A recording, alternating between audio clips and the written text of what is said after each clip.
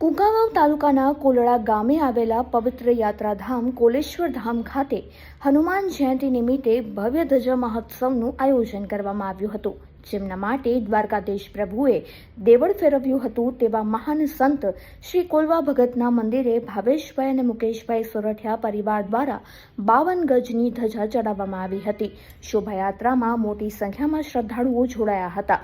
ઉલ્લેખનીય છે કે અહીં દ્વારકાધીશ પ્રભુ અને કોલવા ભગતની અખંડ જ્યોત બિરાજમાન છે, જ્યાં દર પૂનમે બટુક ભોજન અને ભક્તિભાવપૂર્વક ઉત્સવો ઉજવાય છે। મારું નામ પરસાલા દીપાલી છે। કુંકાવાવ તાલુકાના કોલડા ગામ ખાતે સંત શ્રી કોલવા ભગત કોલેશ્વર ધામ ખાતે ધજા મહોત્સવ ઉજવે છે। કોલડા ગામે પવિત્ર યાત્રાધામ એવું કોલેશ્વર ધામ ખાતે સંત શ્રી કોલવા ભગત મંદિરે ચૈત્ર પૂનમ હનુમાન જયંતિના દિવસે ધજા મહોત્સવનું ભવ્ય આયોજન કરવામાં આવ્યું છે। કોલડા ગામના સંત શ્રી કોલવા ભગત કોલેશ્વર ધામ એવું એક ભક્તિભાવનું અનોખું ઉદાહરણ પૂરું પાડે છે।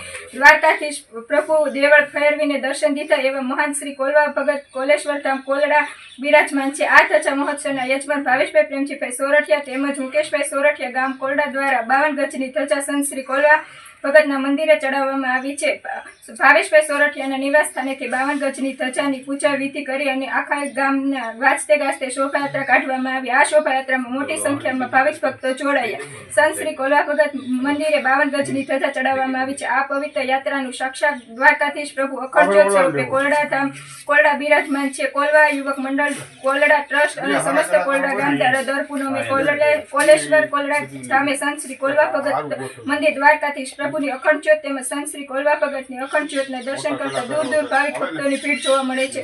કોલડાના કોલેશ્વર ધામ ખાતે દર પૂનમે નાના બાળકોને બટુક ભોજન કરાવીને ધામધૂમથી ધજા મહોત્સવની ઉજવણી કરવામાં આવે છે। જય કોલવા ભગત, જય દ્વારકાધીશ।